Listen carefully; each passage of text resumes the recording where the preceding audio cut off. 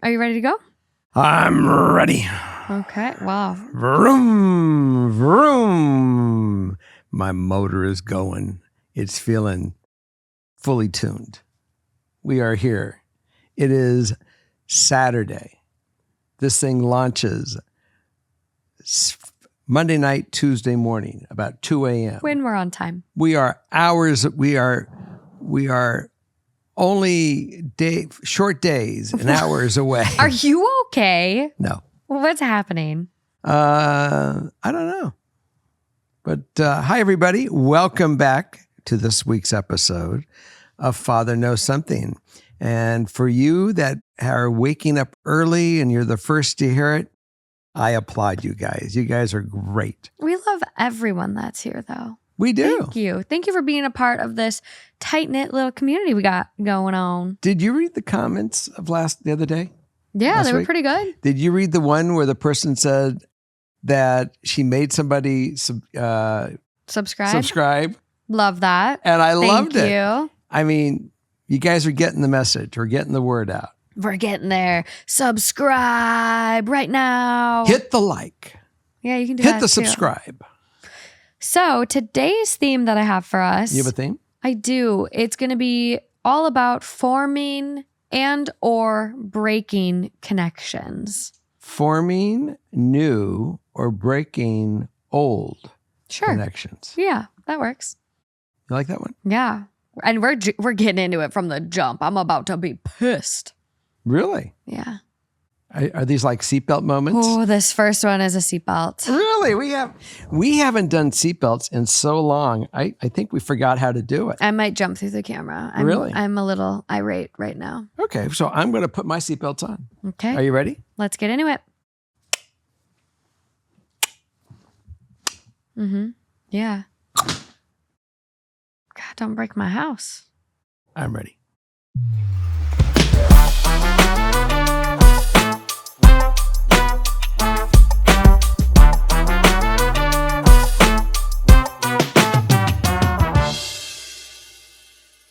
Okay, so story number one. Story number one. Firstly, hi, Dad. I'm binging the show after binging THT. Hi, Morgan. Hi. Y'all are my current adoptive podcast family, and I couldn't be more thankful. I am low contact with my parents, so I appreciate the openness you guys have. Now for my latest trauma. My 25 female, long-term boyfriend, 26 male, just told me that he's HIV positive. I cannot talk to anyone about this because he has begged me to keep his secret. We have been having unprotected sex for almost a year. Prior to this, my boyfriend and I have a complicated relationship. Things had been building for a while, and I was pressing him to have a conversation about our future, a conversation that he was avoiding. I assumed this was due to cultural differences and familial opinions. We finally had the big talk last night. When he told me he was HIV positive, I was completely thrown for a loop. He told me that he is undetectable and that I am completely safe. He said he decided to tell me because our relationship was progressing, and he felt if we were to take the next steps, then I should know. So otherwise, he never would have disclosed? ? I've been in shambles today, and I am scheduling an appointment ASAP for a blood test, of course. I thought this person was going to be my person. Neither of us were looking for a serious relationship when we met. We fought against it for as long as we could, but we fell in love. Our connection has been undeniable. I do not know what to do. Not disclosing your positive status is a misdemeanor in our state. It's extremely serious, and upon further research, how could I fully trust him to be taking his meds exactly on time every single time? I will feel much better after I get a negative test result, but otherwise, what do I do? Is this unforgivable? I love him, and I understand why he would be afraid to tell me, but can he really be the man for me if he's putting my safety at risk like this without my consent? Does this speak to his character, the type of husband and maybe father he would be? Should I just move on? I have no clue if I still see a future with him at this point, but I am seeing him in 2 days. You know, the first response that came out of my head is, do I continue the relationship? No, the guy lied. By not telling you, He's withholding valuable information that is life-threatening, for his own selfishness to have a relationship with you right off the bat. Yeah. So let's just put that right now in this little corner over here. In this corner, yes, you definitely have to go get your blood checked. I mean, immediately. And I don't know a lot about HIV, but I do know by watching all the commercials on TV that they have stuff that throws this thing in non-detectable and brings down its value of threat down to 0.0, whatever it is. Whatever it is. I know there are many, many people living out in the world with HIV. There's a magnitude of diseases people can have. It's not their fault. Things happen. You take a risk one time without a condom, you can get it. It's really just unfortunate, but it doesn't make them any less worthy of love or a bad person. I just want to make it very clear. No, but you had the right to know. Yes. It's not the fact that he has HIV that's the issue at all. That's not the issue. That's correct. Something he's dealing with, and he's taking his medication, and I'm so happy to hear he's undetectable. But to not disclose prior to being intimate with someone, that's criminal. It is not okay. There are medications that she could take to give herself an even better chance of staying negative. There's a medication called PrEP that she could have gone on that reduces her risk. He could have also worn condoms. They've been having unprotected sex. He knew. So it's multiple actions that he took that said, I actually don't give a fuck about you. So let me ask you a question. You're walking down the street and a car is coming. Is it proper for him to stop you from running in front of the car if he sees that you're walking there? Yeah, you would think. Well, put a hand out. Hey, oh, nope, come here. He would pull her on by the arm and pull her back. So he didn't do that in this case with you, with that semi truck coming at you.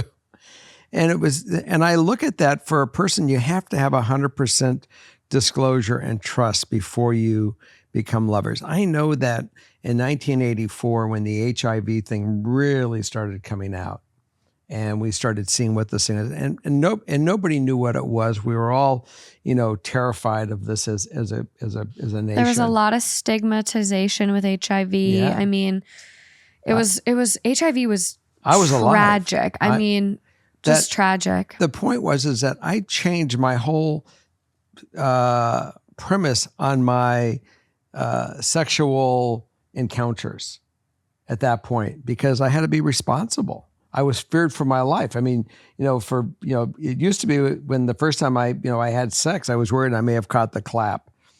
And penicillin and you're back at it. I went to the next day to my family doctor and said, Ed, I got lucky last night, but I have no idea about this person. I said, and it was 12 hours ago, I think I have the clap. He goes, you don't have the clap, but here, I'm going to fix you up anyways. And he shot me with penicillin. So it's not a shot of penicillin, back in 84. It was a whole different gig. I mean, you died. Yeah. I mean, there wasn't the medication that we have today. Correct. And it was that AIDS epidemic was just terrible. So many beautiful lives lost. So the problem that I see is exactly the same as you see, and I'm sure all our viewers are watching. He didn't disclose. Period. Yeah. And I think I know she asked a lot of questions here at the end. Does this speak to his character, the type of husband, the type of father he would be? I think just on a basic human level, someone who doesn't disclose something like that to you, it shows a lot about his lack of respect for you. And I totally get being scared. That is so understandable because you don't want to be judged. You want to be loved for you. You don't want to, lose this person, but give them the consent, give them the knowledge, give them the respect and the decency. What about people that have the herpes virus? Mm-hmm. That as well. Same thing. When you meet somebody, before you go out with them, you say point blank, I want you to know I have the virus. I have been able to. Well, you don't have to say before you go out. Before you become intimate, yes. I don't think you need to go on a dating app first thing as you're trying to form a connection with someone and say, Oh, hey, by the way. Isn't it manipulative by No. not telling them? No. I think it's sometimes unsafe to disclose to people you don't know. I think you need to be comfortable with the people you're going to disclose to, but it needs to happen before you're intimate. Well, I have certainly gone out with a couple women in my life that were positive. They were very upfront before we went out, and I had a lot of respect for them. Yeah. I didn't not go out with them. I just knew that there would be a lot of Precautions. precaution. Well, and it was because they were Forthwith. Yes. Like, does it feel great not using a condom? Sure. Yeah. Like a lot of people would say yes. But if someone has something, you use it. And you have that added layer of protection. And, I personally would not be able to move forward with someone like this, regardless. I mean, no matter how much I love them, I wouldn't be able to do it. It's manipulating. I look at it as being manipulating. Yeah. He didn't give you the ability of making your own choice, your own decision, what is going to be your answer. He himself controlled the outcome. And that's where the problem is. Yeah. It may follow in other things in your life if you continue to have a life with him like that. Yeah. Ideal outcome on this one. I can either find a way to trust him and move past this huge betrayal or move on from a love that, before yesterday, felt like a fairy tale. Well, I certainly would say there's a discussion that has to happen. I don't think you need to say another word to him, except you should have told me prior to us being intimate. That is completely unacceptable. And you're lucky I'm not pressing charges. This is a connection that needs to be broken, in my opinion. Okay. He doesn't value you at all. Doesn't respect you at all. I don't know if you'll ever get that trust back. How do you, to hide something like this? Crazy. It is. We're sorry for the position that he put you into. Yeah. And if you do contract HIV, that's something you'll deal with. It's going to be okay. Get your blood work done and then do a follow-up blood work. I know, depending on the exposure you've had, a lot of places recommend, I believe it's following up 6 months after your initial test, because it can take a while to register. Right. So ask your provider that you go to when you should follow up for additional blood work. But, it's going to be okay regardless. But if I were you, I wouldn't be with this person. Well, but that's the tough choice you're going to have to make. You definitely drew the line in the sand because of the lie. It's the lie. It's the lie. No matter, a huge lie, whether it's lying about your health status, lying about, cheating, lying is one thing that you can't really come back from for me. Right. He found an acceptable reason in his mind to lie to you, and that's just in his own mind. It's not real. That's not love. Well, and it's been a year. It wasn't, a month. It was a year. Wow. Okay, let's roll on to number 2. 2. Hi, Jerry, Morgan, and Justin. I'm a longtime listener of THT and FKS, and I adore all of you and value your perspectives greatly. I'm a bit hesitant to submit this, but I know I could benefit from an unbiased view of my situation. My boyfriend, 26 male, and I, 24 female, have been together for nearly 5 years. We met when one of my longtime friends, 24 female, who also attended my school, asked if I would consider coming along to a fraternity outing and be his date. Her boyfriend was in the same fraternity, so since she would already be going, this was mostly a ploy on our part to hang out with each other. This was a non-Greek life event that I was already supposed to be attending with a guy I had been casually seeing for a couple of weeks. She pleaded with me to go with future boyfriend instead and assured me it would be so much more fun with them. I reluctantly agreed, but to my surprise, as soon as they all picked me up, within 5 minutes, I knew my life was going to be different from here on out. It's that feeling that people say you can't explain, but I just knew that this is who I had to spend my life beside. We began spending more and more time together, and I found myself more and more charmed by his confidence, his humor, and ability to brighten the day of anybody he interacted with. I always joked with him that even my Dunkin' coffee order was made better when he was with me. But it's true. Coffee did taste better. The sun shines brighter, and my cheeks hurt from smiling. I fell in love with him so quickly. We became official in January of 2020, so as COVID came, our relationship accelerated in the best way, and we spent nearly all of our time together.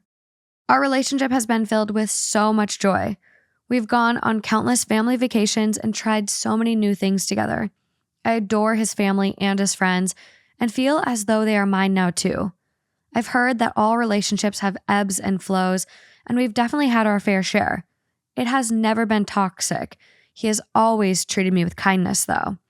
But I find myself feeling undervalued by him at times. He is wonderful and loyal and consistent, but is not the most skilled with romantic gestures and deep communication. I have told him countless times that these are two things I value and feel as if he just doesn't get.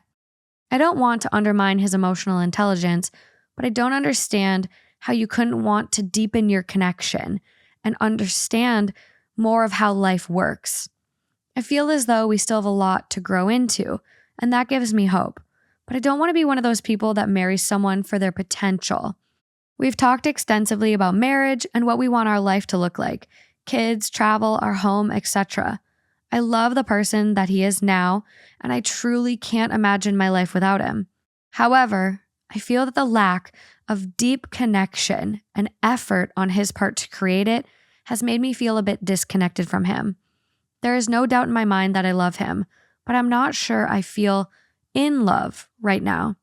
I'm not sure if this is something that can be worked at or if it's a huge life lesson. I don't want to lose him and the love and life that we share. Any and all advice would be so appreciated. This could be a painful one. Oh. Yeah. Oh, no. There's some sting here. Oh, God. What are you going to say? Well, let's put myself in the position of him, because I've been in relationships that my love language with the person I was with was off the charts. My romantic gestures, my feeling of intimacy, off the chart. And I've also had relationships where I thought I really was in the right relationship. Person was wonderful. Everything was great. But I knew that they weren't getting that love language because they told me they weren't getting that love language. Mm. And I reflected on it and I said, she's right. And you can't make believe if you don't feel it, because they're going to know. And I ended the relationship in a case like that. Even though I thought it might be perfect. Mm-hmm. And at the end of the day, I have learned the relationships that did follow that path was best to be out of and move on. Because it as much as you might think it's perfect, it isn't perfect. And the fact that you feel it today and you've called him out on it and he is not making any real automatic change and you're still not feeling it, this is the time that you really need to be honest with yourself. And he needs to be honest with himself for the fact that you guys are every day that you're staying together and maybe it's not really the right relationship. You are pulling away from the person that is the right relationship that you just haven't met yet, because you guys are in a relationship and you're not opening those eyes. But it will happen. You will start opening those eyes and looking around because you're feeling that void. That void right now is about that big. But that void can become massive. Yeah. I'm really curious about this one, though, because they've been together for 5 years. Mm-hmm. They did start dating kind of, very young. Like, not everyone ends up with the person they date at 19 and 21. Mm-hmm. So to still be together, I think does kind of show how strong of a relationship they have, how much they love each other. I'm actually wondering if, because they really got started during COVID, there was almost just like too much, too soon, too fast. Mm-hmm. And they had this like accelerated relationship. Like it, because of COVID and lockdown, what might have taken you 2 years to get to because you were on top of each other, locked down together, you went through in 2 or 3 months. I'm wondering if you've just kind of become too comfortable with each other that you don't seek out anything from other people. Like, I'm wondering if she is trying to get everything from this one person and instead should, not spend every waking minute with him and his family and be on top of each other anymore. Like, go do things by yourself. Go do things with friends. One person can't fulfill every single need you have. You need friends. You need other engagements. You need things that are just solely yours and your passion. So I'm wondering if, like, you say you don't feel in love.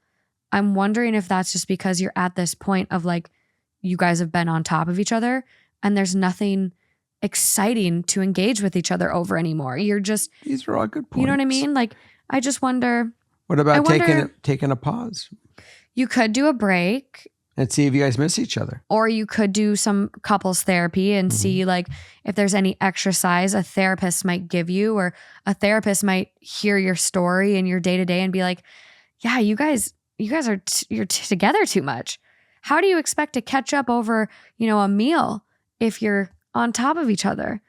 Like, even me and Justin, sometimes when we spend so much time together, you just kind of like, you're like, okay, go do something. Like, go do something. Get lost? Get lost. I'm going to go shop. I'm going to go in the room. You stay out here, play a video game. Like, we just need to disperse a bit. Like, you can't get everything from one person. I don't think that's necessarily healthy. So I'm wondering if, these 5 years together and the way you kind of accelerated through your relationship so quickly, if you've just kind of gotten too comfortable. Well, I will definitely say taking a pause and walking away really becomes a determining factor, because you'll find quickly if you miss them or you don't miss them. Yeah, I mean, I think there's a lot of ways you can kind of test out the relationship. Sometimes it's taking a break. Sometimes it's moving in together. Like, sometimes you have to do those tough things in order to really suss everything out. So, if you're not feeling in love with someone, it's telling you need to do something. It's definitely saying that. So, ideal outcome, I would love to find a way that we can meet in the middle to deepen our relationship in a way that we are both comfortable with and satisfied with. Couples therapy, taking a break, making a decision between the two of you that you're going to have one intentional date night a week and one night with your friends a week.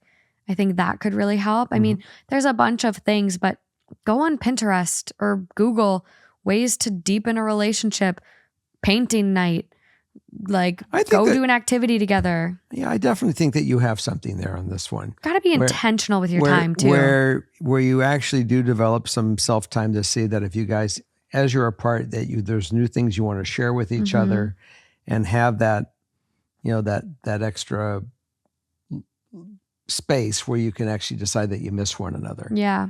And when you don't, and some of the relationships I've been in, I never knew the tools to really, go explore these things. And, I've always been the kind of person, and maybe I'm wrong, that without going to counseling to find out the tools to see if you can really make it better, see where it is. It's worth a shot. It is. It's worth a shot, especially, it's your best friend, you love them, but the being in love has slipped away. I think it's worth a shot to try to get back there, especially if he's, you love him. And if you've never been there, that's something different. I mean, I certainly know that there are some that I've had some extreme deep, depth of feelings. And when there are other relationships I'm hoping will get there in time and they don't, that's when you also have to come to reality. Yeah. Okay, well, that is the last one with me, but we've got one on Patreon in this theme, me and you. We do. Yeah, but I'm gonna let Justin come in and finish us off.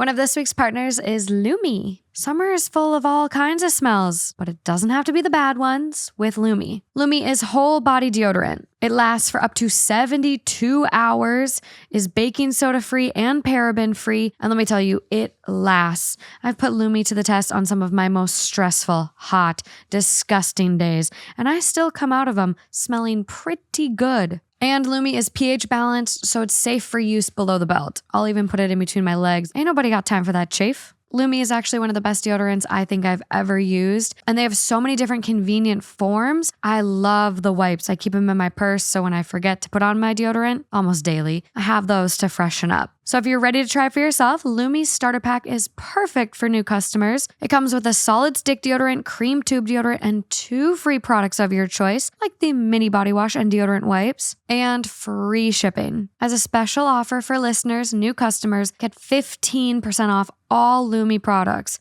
with our exclusive code. And if you combine the 15% off with the already discounted starter pack, that equals 40% off their starter pack. Use code FKS for 15% off your first purchase at lumideodorant.com. That's code FKS at LUMEDEODORANT.com.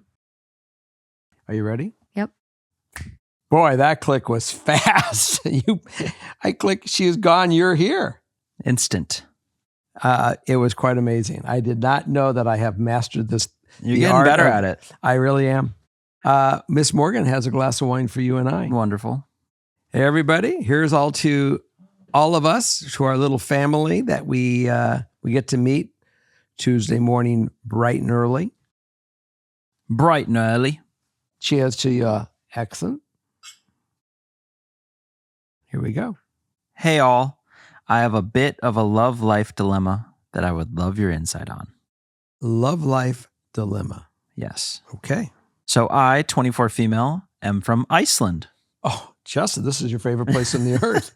You and Morgan That is love true. Iceland. Yes. And I've never got to go. You'll have your time. I hope so.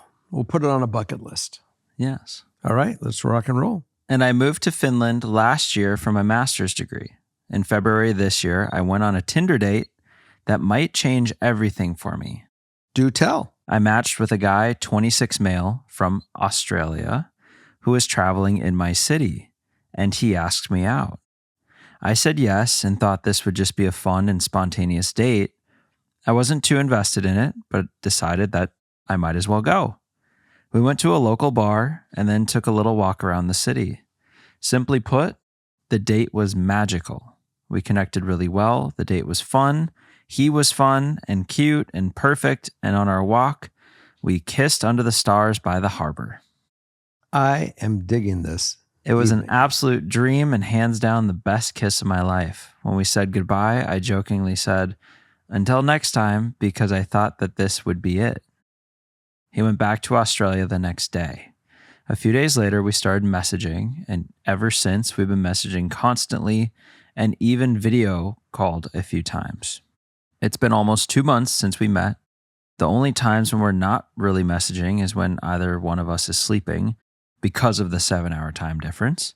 We have talked about visits and maybe traveling together, even though it is challenging for both of us. He has a full-time job in Australia and I'm a student in Finland, while my home country is Iceland. I've been contemplating on whether there's any possibility that we could actually be together. I still have a year left of my master's, and I've been thinking about doing a PhD. The thing is, I found a researcher in his city in Australia who would be my dream advisor. She's a brilliant and respected researcher in my field, and doing a PhD under her supervision would honestly be the opportunity of a lifetime. I've been thinking about maybe applying regardless of this guy, because this would be a wise and pretty badass career move on my part. What should I do? This guy is seriously amazing. We share some hobbies while also having our separate things. We can talk for hours on end, and I can't stop thinking about him. I find myself constantly wanting to message him, tell him everything that is happening in my life, big and small, and I could picture us together as a couple. His energy is contagious, and he has a marvelous way of making me feel good. He makes me laugh and makes me feel beautiful and smart. I'm not sure if I'm falling in love with him, but it kind of feels like it. I ended a 4-year relationship in September last year, which left me questioning what I even know about love, so I might be overly critical about myself in this regard. Should I tell him about this PhD idea I have? I haven't told him about it yet, only casually implied that maybe I could do a PhD in his city, but we didn't discuss that any further, as it's still early days. I'm scared that if I tell him, then I might be giving him false hope.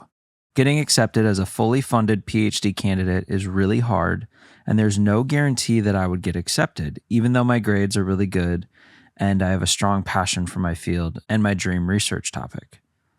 There's a lot of competition. I'm not sure if I could do long distance because I have some rather negative experience of that from my past relationship.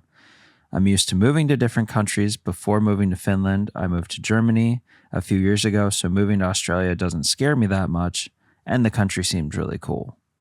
I think I could thrive there, but I've never been, so it's hard to say. But then what if I get accepted as a candidate, we get to be together, and it all works out?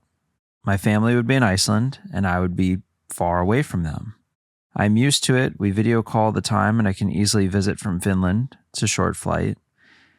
If everything works out, there's also the future question of raising an intercultural family in Australia and my future children living far away from their grandparents, not speaking my native language properly, or having much connection to my roots, which are very dear to me. All of this is a bit overwhelming. As you can see, I'm way in over my head right now. I guess my main question at this point in time is, do I tell him about this idea, or would that be unfair of me? Should I let more time pass and see if the connection is still there after a few months? Would it be worth it to move to a different continent for love? Boy, I want to break this one down. Let's do it. Because first of all, I know how you love Iceland. And you know that I did last year. Everyone knows that I did, 3 trips in 10 weeks to Sydney. I'm just going to pretend that I am your dad. Let's just call me dad. And I'm going to tell you that it is so rare sometimes to get the kiss of a lifetime. I don't know if I would tell him anything right now, but I'll tell you what I would do. Okay. I'd be on a fucking airplane. I'd be flying to Sydney, Australia to go explore, to see. Now, I'm not telling you to do this. I might be totally wrong, but that's why I said we're going to break this down, these different possibilities. I think you just show up. Now, 2 things can happen showing up. One, you'll find out that he is dating 50 different people, which will really answer your thoughts real quickly by just saying, something, I blew this up in my head. Yep. Because you're not dating anybody right now. You're monogamous because you are locked from that kiss. Let's see if he's locked from that kiss. And go ahead. No, you're saying do this prior to the whole PhD thing. Just take a trip. I'm saying get on a fucking airplane, go fly to Sydney, Australia. And then while you're in, or wherever it is in Australia, and while you're there, go meet that professor. And just say, look, I just wanted, I'm just considering thoughts. I really wanted to meet you and to see. And my God, when that professor sees that you showed up just to meet him, that is smart. that's going to make an additional statement. And the fact that you're not afraid to go take these risks, which are just, you're living life. Yeah. I am impressed. So I'm all in favor of getting on a plane, flying to Australia, and showing up and just say, I'm here. You may go to a hotel, check into a hotel if you want. Yeah. That may last a minute. That may last, 2 days. I don't know what it will last. Would you say you're coming? No. So just fly there and just, hope they respond to you. And see what happens. Blow his socks right off. I do like it. My favorite part about it, though, is that you're not getting on this airplane, going way out on this limb just for this potential of love. You're also doing it like if you found out he's dating 1 million people, right? And right then it's like, oh, this trip was all for nothing. I wasted all this time and money. No. You didn't, because I like the secondary motive of the supervisor. Well, let's break it. Let's break this down. Let's imagine he is dating the world. Does she really want it? Are there other places she might just be as interested in going? But at least she has options to think about. And I really do believe the fact that they do talk and communicate so much that he's locked in, and she'll know that feeling as well. Yeah. But I do say, get on a plane as fast as possible. It's winter time there. Go jump it, check out the winter. I think one thing to consider is you could contact the researcher and say ahead of time and say, hey, I'm thinking about coming out. I want to see Australia, and I'd love to sit down and meet you and grab coffee or grab food and just, whatever, like just meet. Bump me on that one. That one, that's perfect. Because then you can set a time frame. Yes. And then it's for sure going to work to meet with her.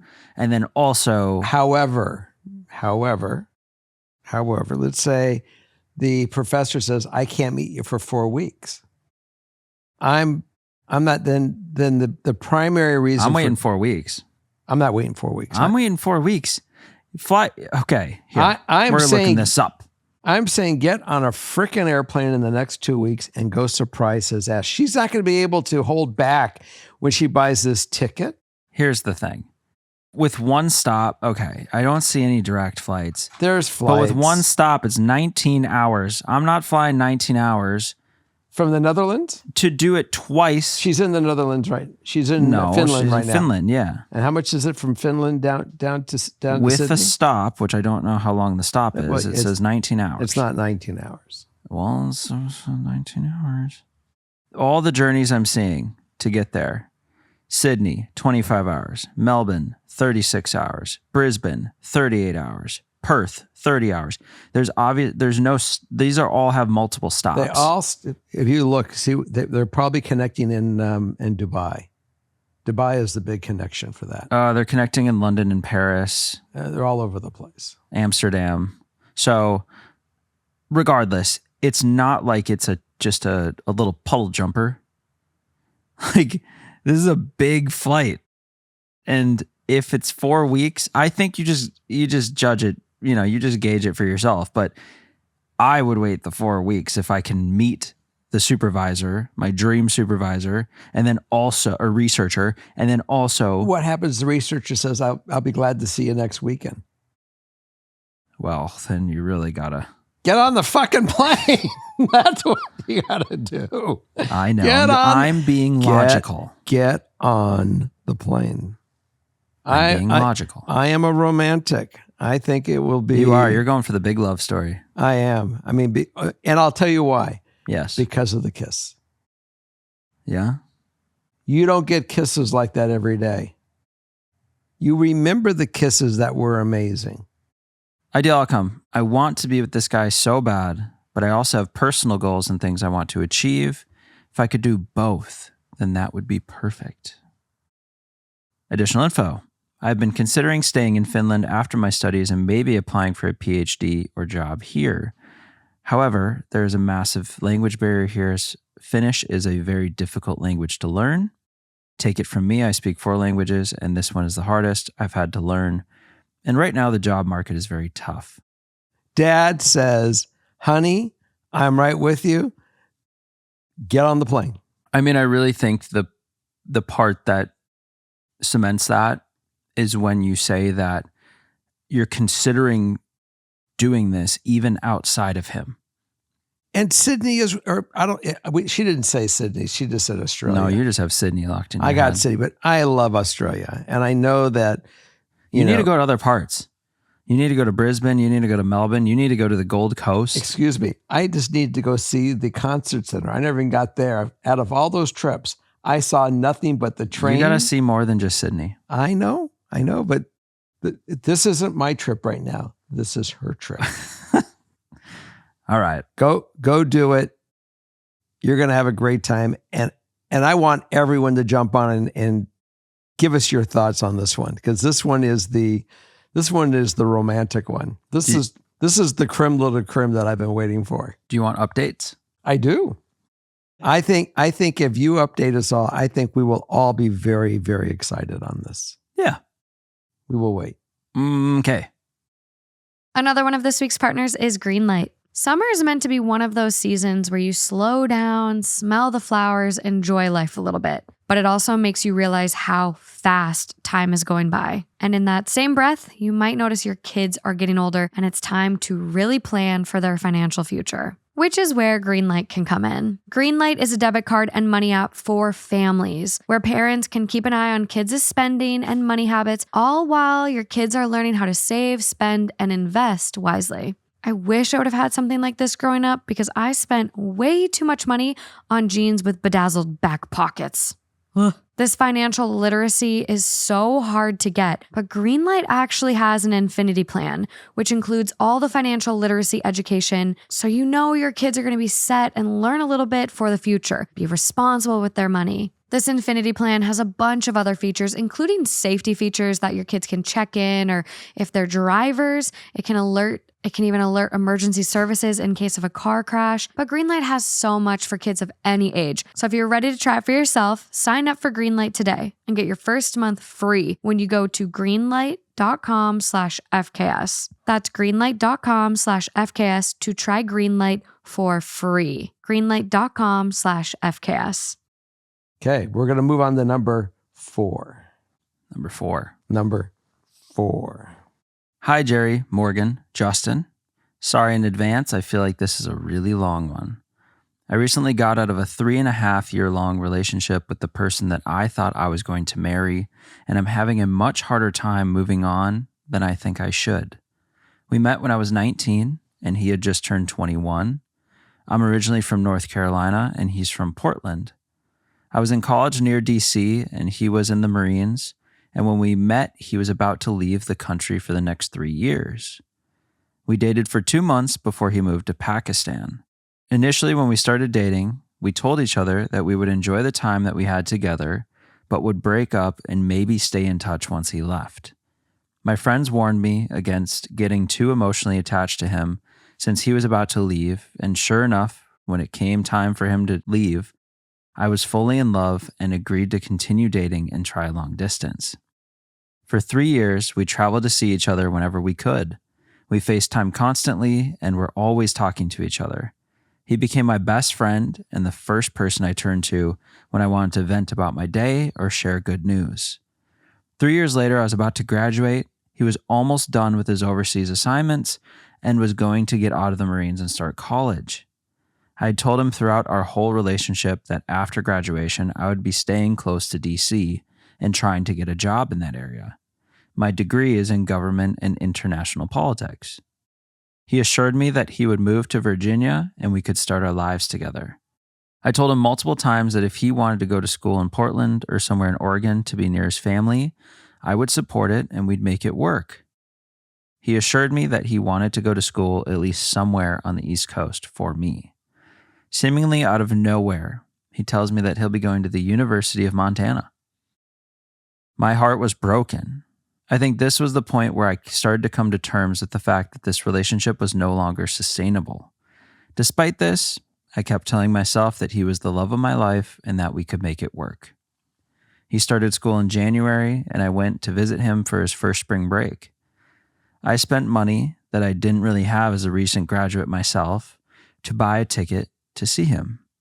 We spent an amazing week together, and as he was dropping me off at the airport, we started to talk about when we'd see each other next. That was when he said he thought we should break up. He explained that he felt that he had changed over the last 3 years, and we didn't want the same things anymore. I'd be lying if I had said I didn't see it coming, but it didn't make it hurt any less. I would have understood if he wanted to go to Oregon to be closer to his family after being away, but he had no connection to Montana and had never been there before deciding to move there. It felt like he was making an arbitrary decision and not considering me at all after over 3 years.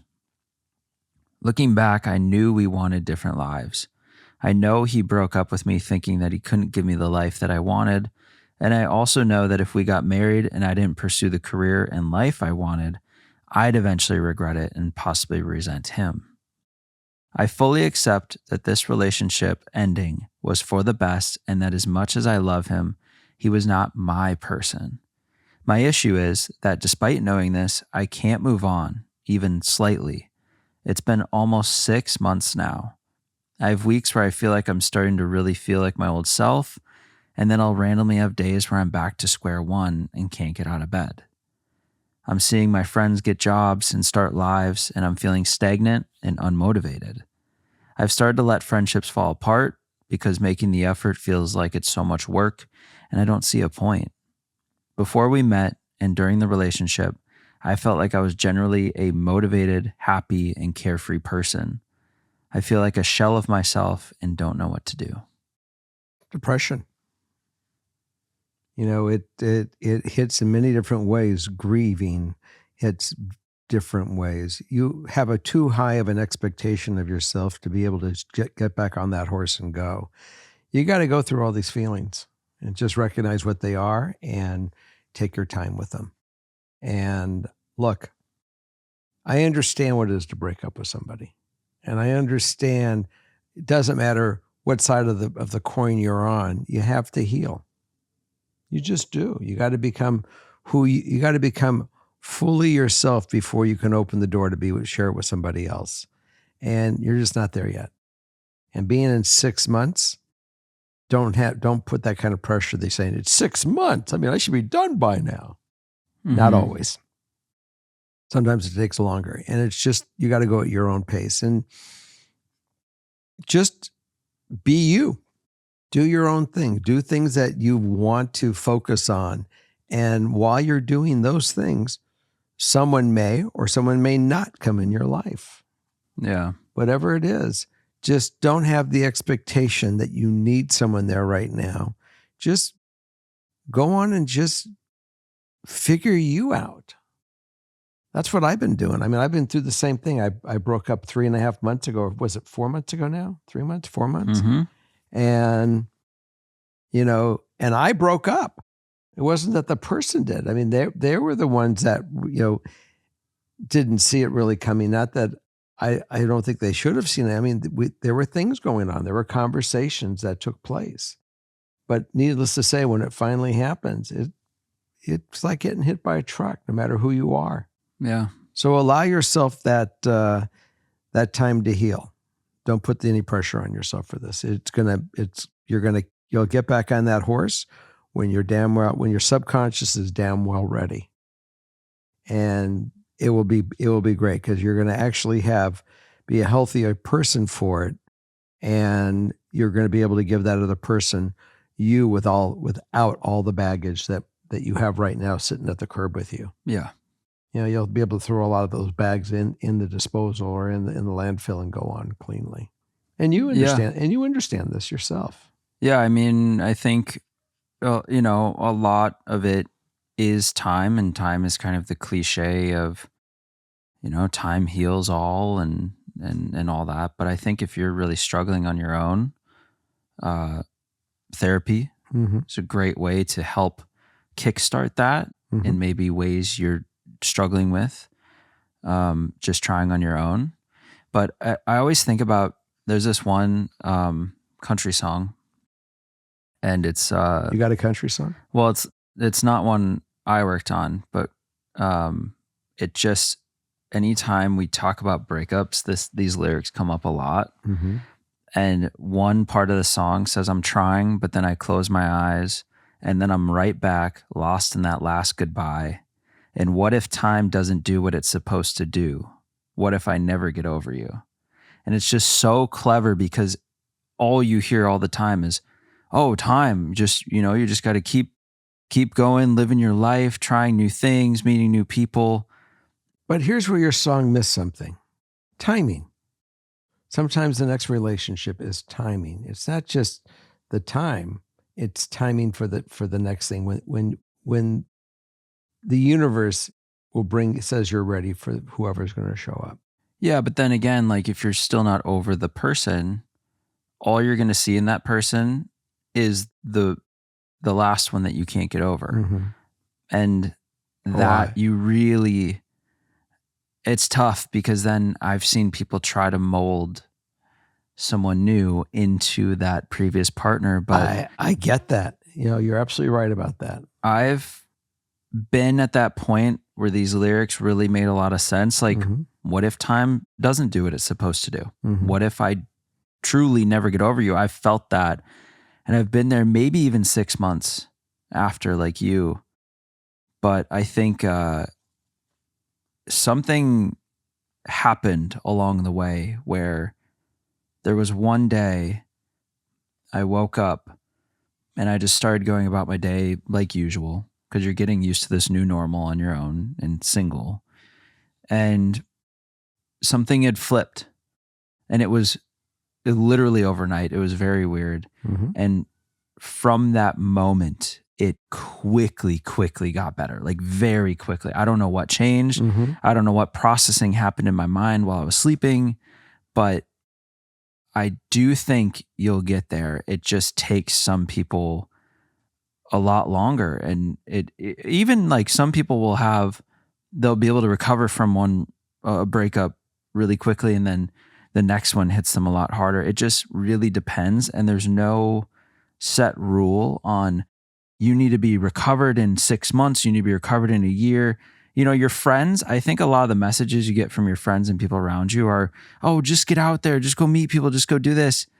And sometimes like there is no timeline for that. But I think if you are really struggling, I would definitely look into therapy, because sometimes we can't, solve it all on our own. Yeah. I've had relationships that I didn't get over for 3 or 4 years. You thought you were moving on, thought you were done, but it really took 3 or 4 years to really say that person has no effect on me. Yeah. And it doesn't happen overnight. You're right. It's when it happens, it happens. Yeah. Well, I think a big part of this is you've come to terms with the fact that you're agreeable to the breakup. You think that the breakup was the best thing for both of you. And I think that already puts you way ahead in the game. So one thing I really found helped me was I started to really focus on letting the small things, noticing the small things, being appreciative of the small things, and then like having those things be the source of happiness. And that still carries for me. Even though I'm in a happy, serious relationship, it's still kind of the smallest things as I go through the day make me the happiest. Mm-hmm. And I think there's a lot of beauty in that, especially when you're going through such a hard time. Just keep on trucking. And having a glass of wine and being on a podcast with your future father-in-law makes you the happiest. That is true. I never thought I'd be sitting here. I was never like, when I was going through the breakup so bad, I didn't think I'd find my person. I thought I had just lost my person. Mm-hmm. And so it's crazy where life will take you. But you have to go through the hard breakups to find your forever. Yeah. You have to. You do. All right. Well, these are really quite interesting ones that we're getting. They're great. Widespread. We do have one more. Yes. We're moving on number 5. You got a drum roll or anything? Well, would you hold my drum? Yes. Thank you. Wait. I got it. Okay, nice. Okay, number 5. Number 5. Let's roll it. Hi, Jerry, Morgan, Justin. I've been a huge fan of both shows since the beginning. I'm looking for advice on a recurring issue between my boyfriend, 25 male, and myself, 26 female. We've been dating for a little over a year, and our relationship has been incredible. He is kind, supportive, caring, and loves and embraces me for who I am. For context, I met him shortly after ending an almost 10-year relationship with a man who did not appreciate me and I made many excuses for. I finally was fed up with making excuses for his behavior and left that relationship. That a girl. I told myself I would never excuse another partner's behavior regardless of how good the relationship seems. So, with my new partner, I've spoken up about any issues I have in our relationship and he makes a real effort to change his behavior and resolve the problems. We don't often fight or argue. We always talk and work out our issues together. However, lately we have an issue that has really been getting to me, and I don't know if this is the hill to die on. He gets distracted frequently and doesn't hear what I'm saying. He won't respond, and I'll ask if he heard me. And he'll say, "No, sorry, I was distracted doing whatever." It's hurtful, and I always express this when it happens. He apologizes solemnly, and we move on, but it continues to happen. I don't want to end our relationship over something so small because our connection and relationship is otherwise healthy, and he makes me so happy every single day. But I fear that I will grow resentment over this issue that he can't change. Ideal outcome, resolving our issue, whether that means he stops being distracted during conversations or learning it is something I can accept without harming our relationship and my feelings for him. First word came to my head. Yep. Counseling. You may not be able to change his ADHD or whatever it is that he's getting sidetracked. And he may not be doing this intentionally, or he may not be able to control it. The question is, will counseling work to help him with this, or will it work to help you not get triggered by it? If it is the trigger for you and he's never going to change, then obviously you have to change the partner, because you're not going to be able to do-si-do in happiness over years of this if it's making you crazy today. It's a deal breaker. So unless you can find a way to pull that pin on that grenade that it's not going to, or disarm that grenade that it's not going to blow up in your face in 6 months or a year because he's doing it, and he can't find a way not to do it, because whatever that tool is to help, I'd say go to counseling and see if you can find the tools for this. Yeah. I mean, I think no matter how big or small something is, if it's unchanging and it bothers you that much, then you're right. There's one of two paths, because life is short, but life is long. And life is really long when you're dealing with something that bothers you that much all the time. Whether that's right or wrong to be upset about is 100%. It doesn't matter what anyone else thinks. If someone else is like, "Oh, that's nothing, I'd put up with that," that's great. That's their feeling, and they can deal with that with their partner however they wish. It's an issue for you. It's bothering you. And if that's reality, then it becomes toxic. Well, yeah, and it's tough to figure out how to deal with something when you've already kind of gone through the correct route of trying to change it. You've done the right things. You bring it up right there on the spot. Hey, that you do right there, that really makes me just upset. It makes me crazy. Yeah. And it's like, I'm trying to have a conversation with you and you just aren't hearing. So I get the frustration. And once you try, and then you get you still get the apology. And when you say solemnly apologizes, I'm assuming it's genuine. So we don't know if this is intentional. We don't know, again, like you said, if he can't control it or whatever the case may be. So it may be time to involve a third party where there might be tools. It can at least help diagnose this for you guys in your relationship, or, because when you're doing all the right things and there's still an issue, then I think the thing that I'm trying to get at is I fear I will grow resentment over this. And she will. The fact that she was saying, like, should I just kind of tuck this away deep down and ignore it? No, because the resentment's going to get louder and louder and louder. And it's going to really start to get, it's almost like having a metal splinter that you've gotten from a piece of metal into your finger.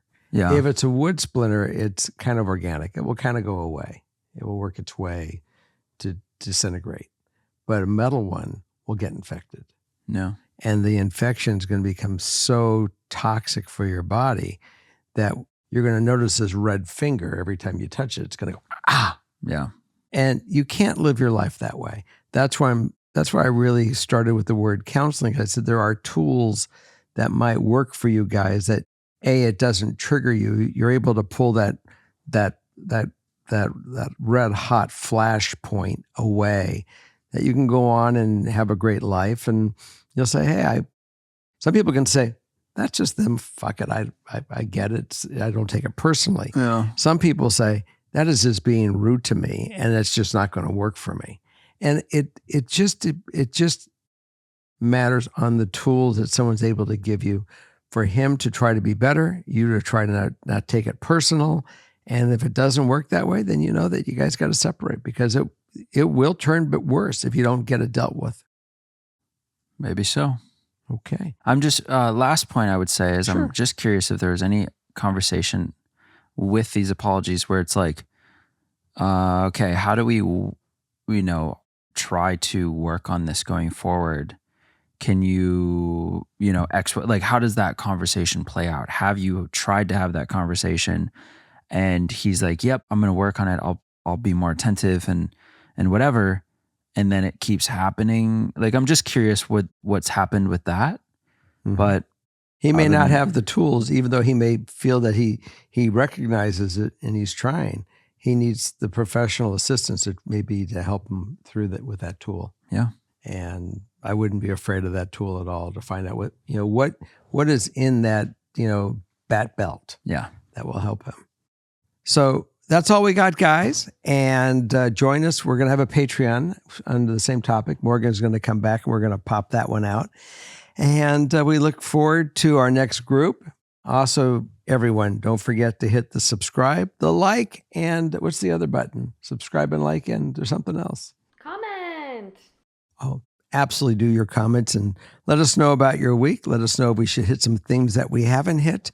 And if there's anyone special on a guest that you think we should see if we can reach, have them come on the show, put it on the comments, let me know, because I want to really broaden this out, that we can hit places that we just haven't hit yet. So have a great week, and we'll see you next week. Bye. Bye.